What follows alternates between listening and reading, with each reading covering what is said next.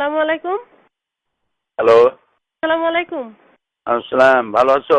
আছি আল্লাহর রহমতে ভালো। আব্বা আপনি কেমন আছেন? আলহামদুলিল্লাহ। আব্দুল সালামের অবস্থা কেমন? এই যে কথা বলেন। আসসালামু আলাইকুম আব্বা। আসলাম বাবা, জ্বর ছাড়ছে? একেবারে নির্দোষীয় ছাড়ি নাই। কিছু আছে এখনো? জ্বর আছে, তারপরে কিছু খাইতে পারতেছে না, বমি হচ্ছে সমানে।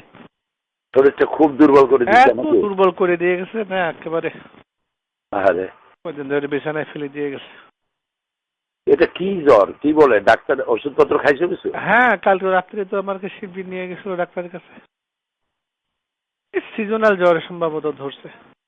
আচ্ছা আব্বা, হ্যাঁ ওই যে ব্যারিস্টার রাজ্জাক সাহেবের যে অবস্থা দেখলাম, হ্যাঁ। আপনিও এরকম করলে তো ওরা তো আসলে কোর্টের আইনে তো মানবে না। আরে করুক আর না করুক, আমাদের চেষ্টা যা আছে তা করতে করতে কি?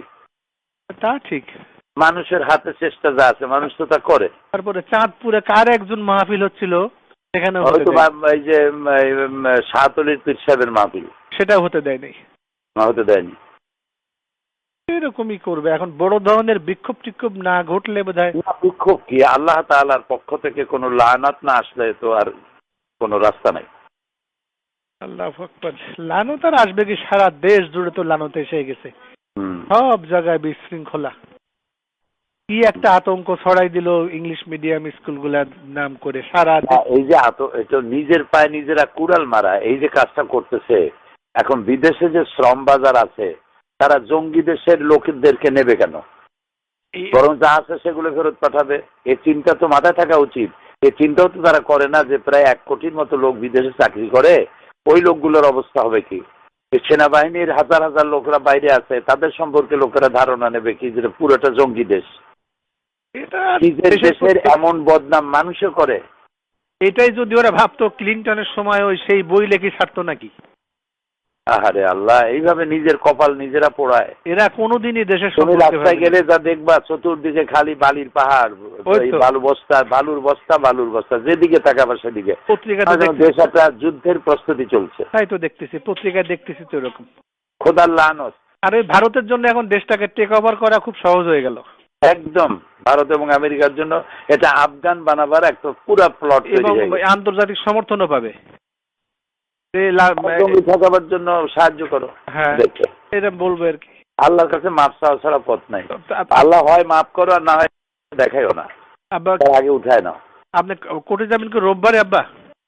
নেন, বোধহয় তাই হবে। ও আমরা এদিকে শাকিল, এদিকে বেটা। ওই যে আপনার ওয়েবসাইটে আব্বা আল্লাহর রহমত, শাকিল বসে কি করে গোতাগুতি করতে করতে একেবারে আপনার সকল বই ঢুকানোর ব্যবস্থা ওর মাথায় আল্লাহ কি দিছে, ও পারছে। আমি যেটা পারি নাই ও পারছে আব্বা। তাই বলো কি? আমার সাথে কথা বলেন। আসসালামু আলাইকুম দাদা। আসসালাম। শাকিল, জি দাদা।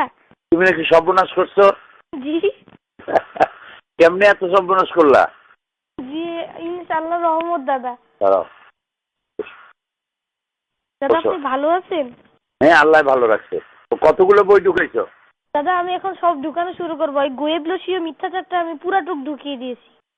তাই এই যে গোয়েবলসি এটা ঢুকাইছো পুরোটা? জি। মাশাআল্লাহ মাশাআল্লাহ। তুমি কি খাইবা, চকলেট না আইসক্রিম? না দাদা কিছুই না, আপনার দোয়া করবেন। আচ্ছা আচ্ছা, ঠিক আছে। তোমার জন্য একটা পুরস্কার পাওনা রইলো আমার কাছে। তোমার আব্বুকে দাও। জি আব্বা। বললাম যে তুমি কি খাইবা, চকলেট আইসক্রিম? না, ও একা একা বসে বসে কেমনে কেমনে অনেক কিছু বের করে হঠাৎ বলতে যে আব্বা আমি পারছি। না, আল্লাহর মেহেরবানি, তোমার জ্বর হোক আর যাই হোক, বাচ্চাগুলো তোমারে আল্লাহ ভালো ভালো বাচ্চা দিচ্ছে। আমি বললাম যে বাংলাটা তুমি সুস্থ হও, তাড়াতাড়ি ভালো হয়ে যাও। আমিন, আল্লাহ রহম করুক। আল্লাহ পুরো সুস্থ করুক। ওই ইংরেজিটাও দিয়ে দেবো আব্বা ওখানে। আর হোম পেজটা একটা লোককে দিয়ে করায়। হ্যাঁ, তারপর ইংরেজিটা দিলে আরো ভালো হইব। না, ইংরেজিটাও দিয়ে দেবো না, আর হোম পেজটা করায় এ করে তারপরে সকল বই দেওয়ার আগে একটা প্রিয়াম্বল দেওয়া লাগে, একটা ভূমিকা। জি জি জি জি, এগুলো দিয়ে দেবো আব্বা সব। প্রত্যেকটা বইয়ে একটু ছোট ছোট ভূমিকা দিয়ে দেবো ইনশাআল্লাহ। ঠিক আছে, শুকরিয়া। আচ্ছা আব্বা, ভালো থাকো। আল্লাহ তোমাকে সুস্থ করুন। আমিন আমিন। আচ্ছা।